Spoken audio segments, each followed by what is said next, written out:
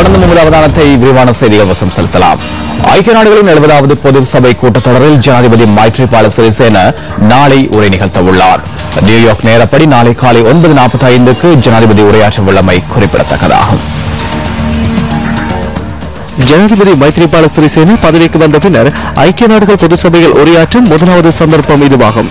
கடந்த 25ஆம் தேதி நியூயார்க்கில் ஆரம்பமான ஐநா பொதுச்சபை கூட்டத்தொடரின் இம்முறை துணைப்பொருளாக சமாதானம், பாதுகாப்பு மற்றும் எதிர்கால பொருளாதார நோக்கு என காணப்படுகின்றது.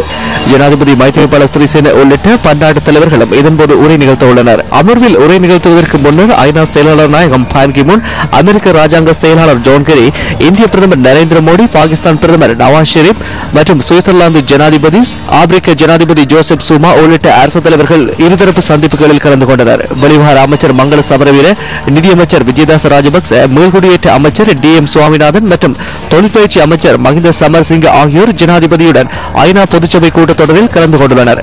ஜனாதிபதி உள்ளிட்ட குழுவினர் எதிர்வரும் 2ஆம் தேதி நாட்டிற்கு வரவுள்ளனர்.